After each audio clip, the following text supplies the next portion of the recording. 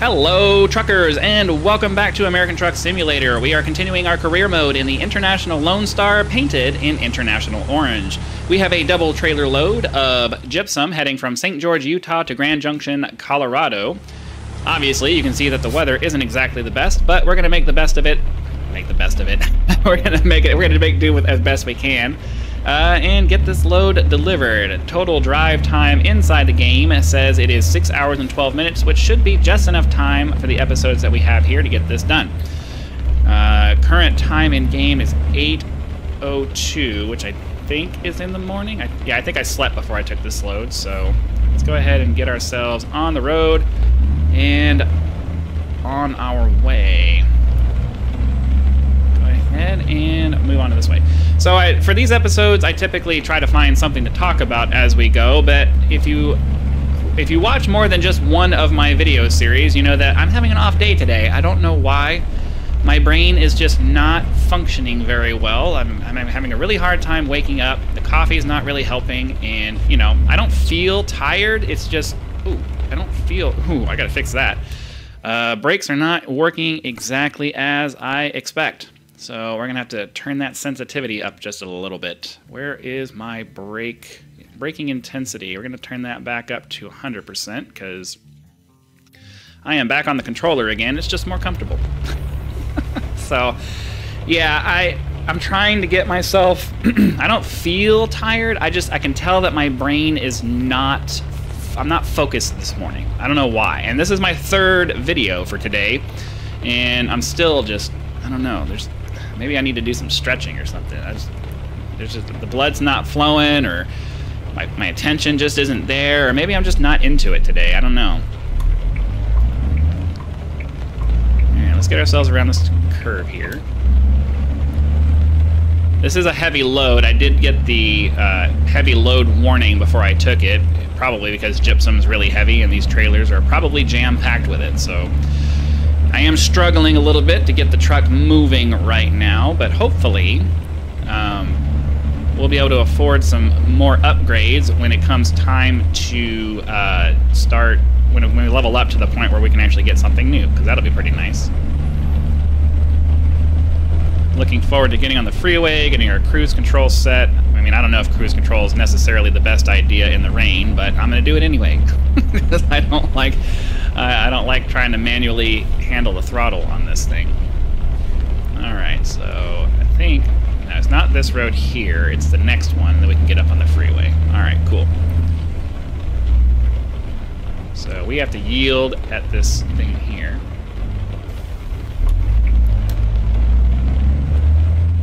Get ourselves up here on the freeway and moving.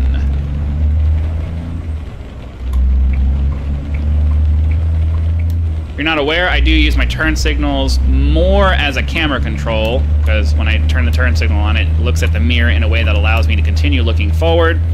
So turn signals, in theory, are completely useless as far as simulation in the game, because, I mean, except for when I'm actually shifting lanes, and it actually does make a difference for the traffic. But when it comes to approaching an intersection and turning and doing all of that stuff, I don't really use my turn signals that much, because I primarily use the turn signal buttons to look over at the mirrors over there.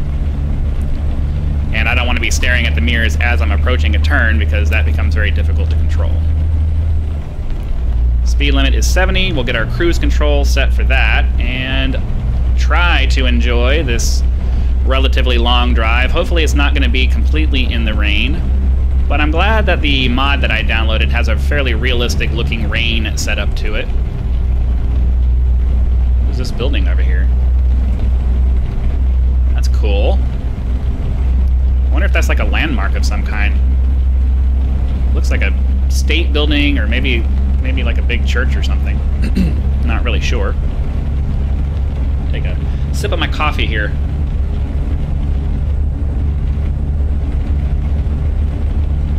Yeah, I don't know. I'm really struggling to focus right now, and I don't know why. Doesn't seem to be affecting my game. Okay. That was I was full right steering there with the controller, and it was just not. There's no grip there. I guess we're way too heavy to be taking these corners as fast as I was trying to take them. So I'm not sure how to handle that. Driving in the rain is definitely a need to slow down kind of situation. That means it's going to take us longer to get where we're going.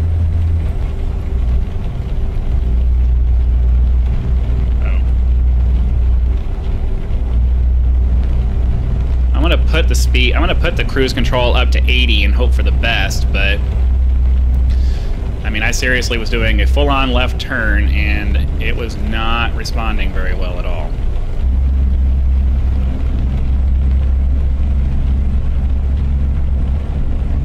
I'm a little bit more focused on my driving at this point than I am on talking, as you can probably imagine, because that was a little bit scary. I do need to repair my truck though. I've had a couple of little minor fender benders, and I think I'm up to like 8% damage or something like that, and I don't want to wait too much longer. Seems like it's drying out though, so hopefully some of the issues that we've been having as we've been going through this, will go away as the road dries out, and hopefully we get some grip back.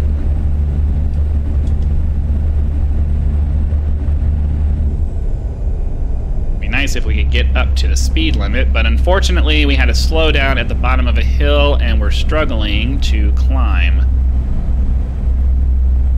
I think my headlights may have turned off because the GPS just switched to daytime mode, and the mod that I have that changes it to more of a Waze style GPS has a setting that will automatically change the lighting of the map over there based off of whether you have your headlights turned on or off. I'm guessing the headlights turned off. Now my question is...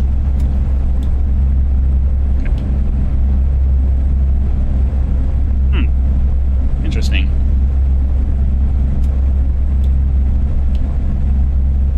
Okay, that's fine. I think I was overriding it there. So maybe the automatic part of it only works once. Speed limit has dropped to 75, so I pulled my cruise control down a little bit. I don't remember if we've captured Cedar City yet on our map, but we'll find out as we drive through it, I guess. Hopefully. Sometimes it doesn't grab these as you're driving through it if you're not in the actual city. And there's no excuse me, there's no real way to know if it's going to do that to you until you actually try. Until you actually drive through the area. Okay, are we gonna... Fortunately, my sensor is actually working very well right now. It's slowing me down based off of the traffic out in front of me, so that's good. I didn't even have to brake there. It did it all by itself. It's a very handy feature to have, I think.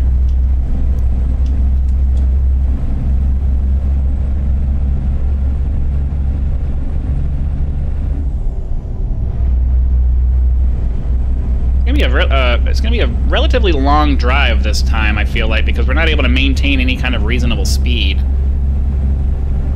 But fortunately, we won't have to back in or anything when we get there because it's a double trailer load, so you can't really back those very well. I mean, it's possible, but very, very difficult, and yeah, you have to be an exceptional backer to be able to make that work. I wonder why he got over to the left. I'm sure he had a reason for it. At least we're getting our speed up, though.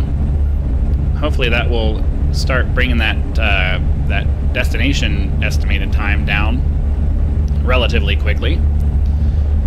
Speed's going back up to 80.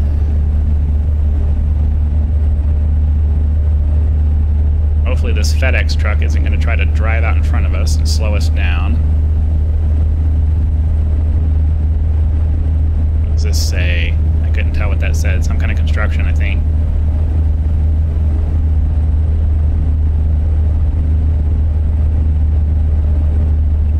I'm really focused right now because it said there was construction coming up, and I'm not sure how that's going to affect me. Hopefully it's just on the right side of the road there and it's not going to... Oh, this car. Come on. We gotta slow down to 55 anyway. Oh, construction. I'm not a... I've lived in Southern California for most of pretty much my entire adult life, and construction out here is just continuous. So anytime I see construction at all, I'm just like, ugh. Because you never get away from it. It always slows you down, and then there's always some kind of there's always people that aren't paying attention to what the lane changes and stuff are going to do, and inevitably there's going to be some kind of traffic going on. So yeah, not the best. All right, we need to slow down a little bit because we're not going to try to take this at 60 plus miles an hour. Get ourselves through this junction here, or this interchange here, and then back on the cruise control. I've been so focused on just making sure that the drive is going well that I haven't really thought of anything to talk about. Aside from the fact that, as I continue to say, we're moving back into our travel trailer pretty soon. I'm relatively excited about that. I know that some people are going to be like, "You're excited about moving into a travel trailer?" And I'm like, "Yeah, I am." I'm one of those people who wants to do the travel, who wants to do the full-time RVing thing, and moving back into my RV is kind of step one into getting to where we can actually do that. Obviously, building this channel is step two. If I can get to the point where this channel is pulling in enough income to support us on the road, in addition to, I plan on starting a travel vlog with another channel once we start actually doing that. If I can get, 2 channels working at the same time to provide us with the income that we need in a remote sort of way, then that would be really cool. Especially, oh, he was kind of floating there. That was weird. Especially because I've gotten to the point where my productions in the mornings only takes me, 2 or 3 hours. Well, no, 3+ hours, because the hunting video takes me a little bit longer.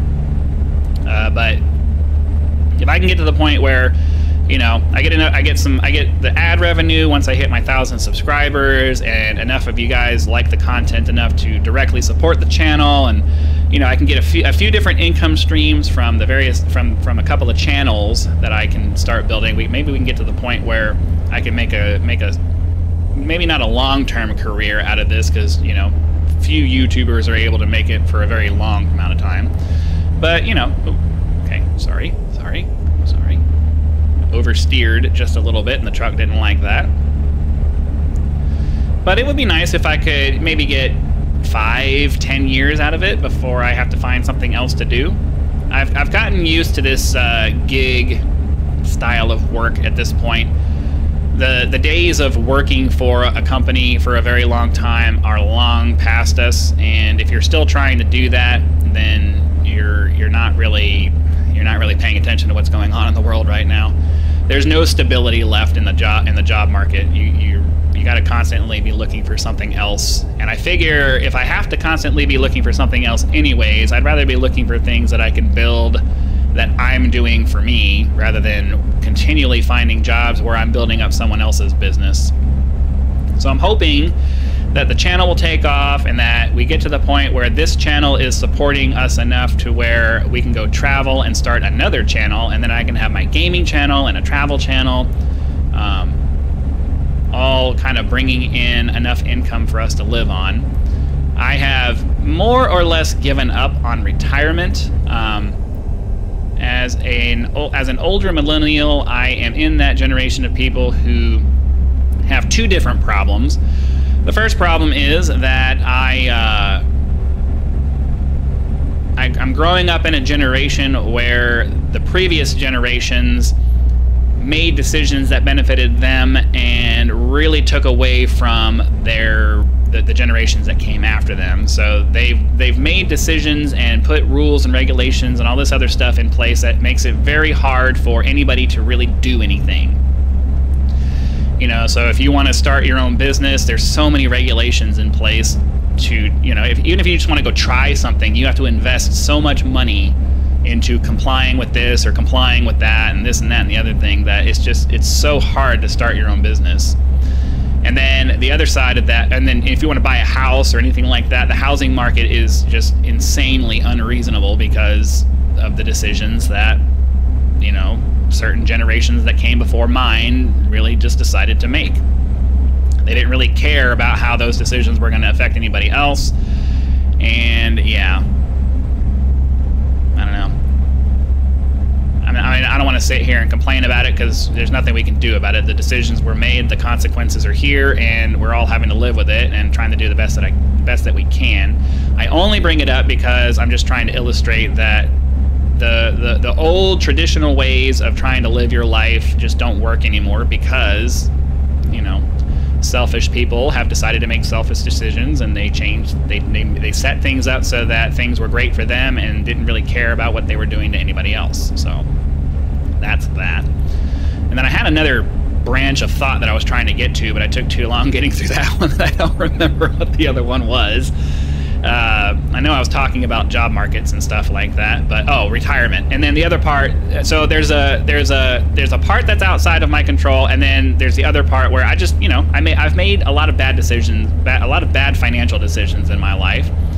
And debt combined with a failure to save has put me in a position where even if I started saving today, I'd still be in my 80s by the time I got to the point where I had enough money to retire.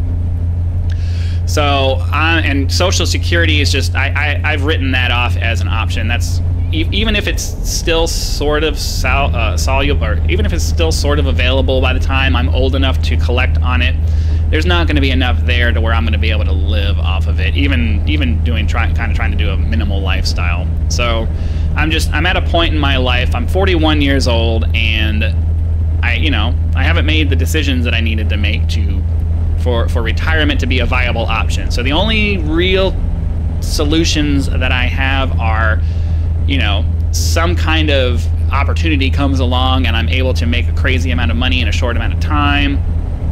I win the lottery, you know, just a bunch of very unlikely things. Like, obviously it'd be great if this channel took off and became a major deal and I made, you know, I was able to make millions of dollars, and, you know, like some of these big YouTube creators, they're able to make lots and lots of money. I mean, it would be great if my channel grew to the point where I could start hiring people and make it a real business and, you know, all that stuff.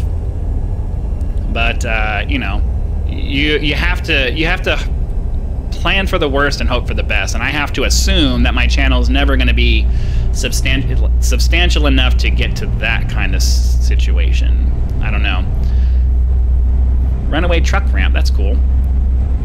So, I mean, most of my success depends on, and that's my thing. My success on this depends on you guys and whether you subscribe and actually watch the videos and all of that stuff. I can only produce the content that I can produce, and I could go around trying to chase what seems to be the current thing and constantly be trying to change my content and change my format and try all of these different things. But the reality is that if people want to watch my videos, they're going to watch it because they like the way I do things. And if I'm constantly changing the way I do things, you guys aren't getting me, you're getting the same old other stuff that everyone else is putting out. And I know that me personally, I'm at the point in my life where I'm tired of all the flashy content. I actually just want to see, hopefully I don't hit anybody. I actually want to see, I'm looking for longer form content with people that I find interesting to watch for extended periods of time, preferably. And you're not going to get that with the high flash, you know, highly processed content that a lot of YouTubers put out today. So I'm trying to establish myself in that, I don't want to say niche market space, but it's the market space where I'm looking for people who are interested in genuine content rather than just something that's designed to hold your attention just long enough to get an ad put in front of your face and then you go on and find something else. You know what I mean? Like, this short form TikTok stuff is like, I don't understand it. I don't understand people's attraction to it. Like, I get it. It's nice to be able to just hop on and watch a few videos and be done and find something else to do, but Me personally, I grew up in front of the TV, and I like to be able to sit and watch stuff for a long time. You know, obviously I said I want to go travel, so I would like to get to the point where we're traveling around in our RV and I get out into nature a little bit more, but I don't really like going out into the city and doing any of that stuff, so it's kind of a catch-22 situation for me. I don't necessarily want to be in front of the computer all the time or in front of the TV all the time or any of that, but I also don't want to be out and about in these heavily populated areas that I've been stuck in for pretty much my entire life. I want to get out and go find awesome places to take my RV, and that's away from a bunch of people, and experience nature and see awesome things. I mean, I've said it before, my primary dream would be to get a sailboat and go sailing around the world and find really beautiful islands and things like that. But, yeah, life just has not aligned itself to allow me to do that, and I haven't figured out a way to force life to align the way I want it to. So I think that's a fairly common problem for just about anybody who isn't rich. The rich people figured it out, and the rest of us are just are trying to. We're trying to figure it out, and there's a reason why only a small percentage of the population is able to do it, and it's because it's very hard to figure out. And even those people who are born into it still need to learn how to manage all of that, or they're going to lose everything. So even, like, obviously people who are born into it have a much easier time. They have an advantage at having started in it. But at the same time, nobody has money unless they know how to manage money. Because if you don't know how, you've seen the horror stories of people who won the lottery and then a year later they're broke again. And it's like, well, yeah, because you didn't spend your money well. I'm hoping to get to the point where I have enough money to live the kind of lifestyle that I want to live, and then maybe a little bit extra to save up for retirement and all of that kind of stuff. But maybe even with the minimal lifestyle that I want, I'm going to need a fairly significant amount of money to accomplish both of those goals, getting to the point where I can support myself when I'm too old to work anymore. We'll have to see. We'll have to see. Fortunately, that's another 20 years away, so I have 20 years to figure it out. Hopefully, assuming nothing bad happens. So we have a port of entry coming up, which means we're probably... Oh, but I don't have to worry about it so much anymore because I set it so that my UI window will pop up if I need to stop, I think. So I think, yeah, you can bypass the way station. Sweet. And then it should disappear by itself once the notification is done. All right, sweet. So we don't even have to stop here. We can just keep going. That's why we can bypass it, because they're super busy. Thank you very much, busy trucks. That's very nice. I appreciate you guys taking the hit for us. We're down to 33 minutes of in-game time, which means we're less than 5 minutes, I think, from our destination. We should be seeing that the little rings, destination rings, showing up on the map over there here pretty soon. So hopefully another turn or so, and then we can drop off this load and be done with this episode.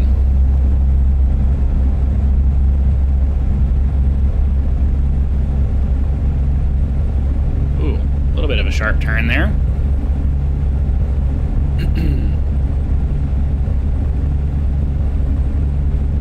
Grand Junction. 20 minutes. Yeah, I still wish that they had put the mileage down there in addition to the time. I'm not sure what the thought process was by not including that information. Maybe they thought the interface looked cluttered enough and they didn't want to put it in. But I really wish that they had. It would be very nice to know exactly how many miles we have left. At least we got the discovery, though. All right, so there's our destination up there. We need to get off on this exit here.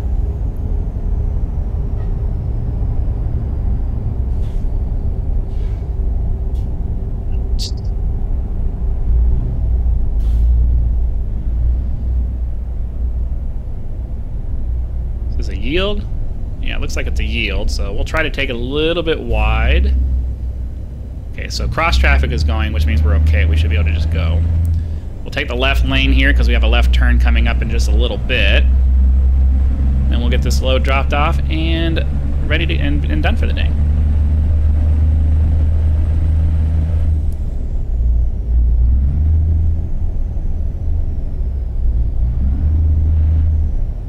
weird rattling noise coming out of... What? I'm a little confused. Okay, so we need to turn here. Oh, light's green. How convenient. So we go down to the end of the street here. It was a Home Depot load. I think it was a Home Depot load. I don't remember. Go down here, get it dropped off, and then...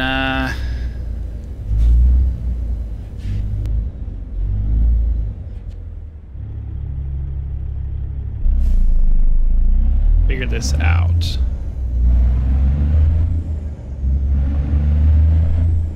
Welcome to Home Depot.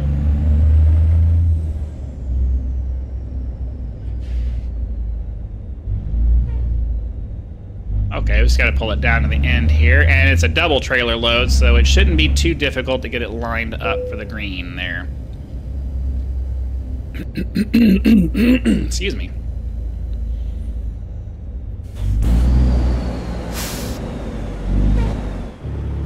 Oops, I broke too hard. There we go. All right, so hopefully you guys had lots of fun. Be sure to click that like button so the YouTube algorithm knows that you did and sends the video out to more viewers. The more people we can get along for these rides, the better they're going to be. Subscribe to the channel if you're not already so that when the next video comes out, it will show up in your video feed and you will be able to watch it as soon as it becomes available. Channel members do get early access to all of my videos, so be sure to click that join button. Check out the benefits available for the different tiers that are there, and you will be able to make a decision as to whether any of those are going to be right for you. Again, thank you very much for your time. I hope you guys had lots of fun, and I'll see you for the next one.